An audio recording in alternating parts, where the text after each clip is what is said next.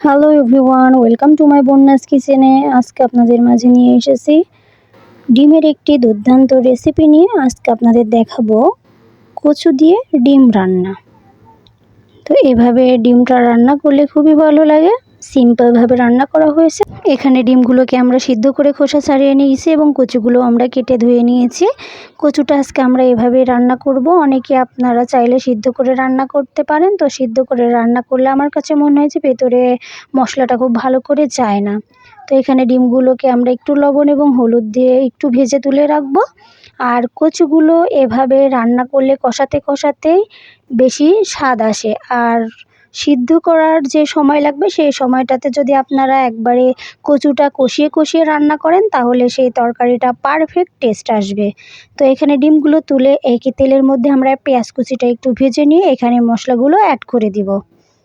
এখানে 1.5 চা চামচ জিরা বাটা, 1.5 চা চামচ পরিমাণ পেঁয়াজ বাটা এবং 1 চা চামচ রসুন বাটা এবং পরিমাণ মতো লবণ, 2 চা চামচ উঁচু করে ঝালের গুঁড়ো আর 1/2 চা চামচ হলুদের গুঁড়ো, 1 চা চামচ ধনিয়া গুঁড়ো দিয়ে খুব ভালো করে আমরা মশলাটা কষিয়ে নিব।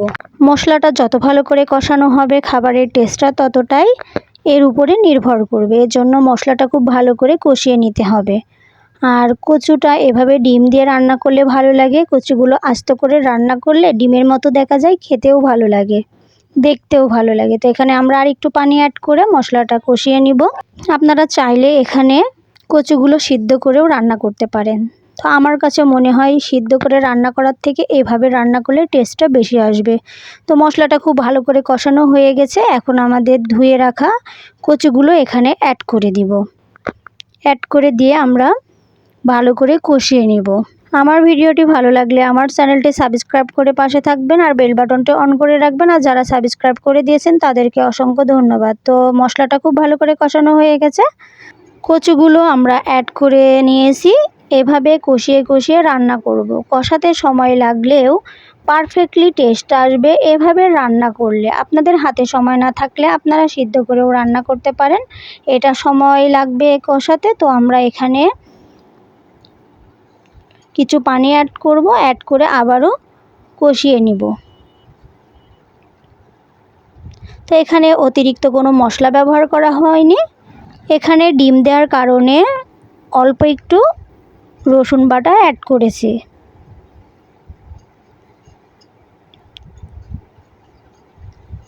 এখানে দেখুন আমরা কষিয়ে নিয়েছি এবং পানি অ্যাড করব। এখানে সামান্য পানি অ্যাড করে আবারও কিছু সময় কষিয়ে নিব একটু ঢাকা দিয়ে, তাহলে তাড়াতাড়ি সিদ্ধ হয়ে যাবে।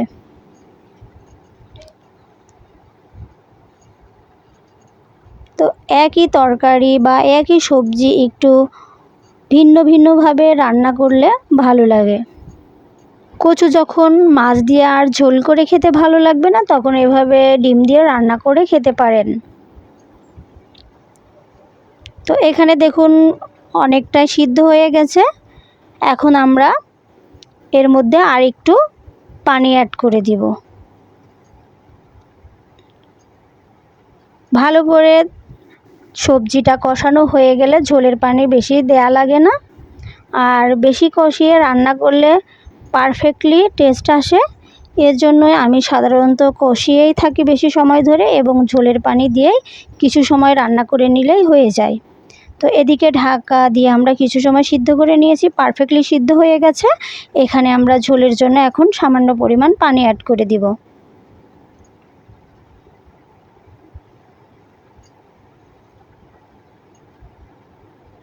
তো এখানে আমরা পানি অ্যাড করে দিয়ে ভালো করে নেড়ে চেড়ে দিব। এভাবে আপনারা ডিমের জায়গায় মাছ দিয়েও রান্না করতে পারেন।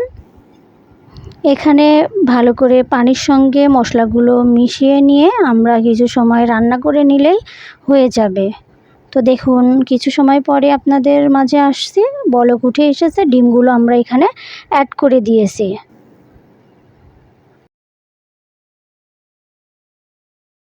কিছু সময় পর দেখুন ঝোলটাও কমে এসেছে এবং তেলটাও উপরে ভেসে উঠেছে। রান্না শেষ হতে আর বেশি সময় লাগবে না। আমার ভিডিওটি যদি আপনাদের কোনো উপকারে এসে থাকে তাহলে আমার চ্যানেলটি সাবস্ক্রাইব করে পাশে থাকবেন। তো দেখুন ঝোলটা কমে এসেছে এবং নামিয়ে রাখার পরে এই কচুটা বাকি ঝোলটুকু টেনে নেবে, আরও ঝোল শুকিয়ে যাবে, এজন্য আমরা নামিয়ে নিব। কচু এবং আলু রান্না করার পরে একটু ঝোল রাখবেন, কারণ নামানোর পরে ঝোলটা অনেকটাই টেনে নেয়। তো এজন্য আমরা এ পর্যায়ে নামিয়ে নিব, নামিয়ে পরিবেশন করে নিব। নামানোর আগে অবশ্যই আপনারা এখানে লবণটা চেক করে নেবেন, যদি লবণের প্রয়োজন হয় তাহলে এখানে লবণটা দিয়ে নেবেন।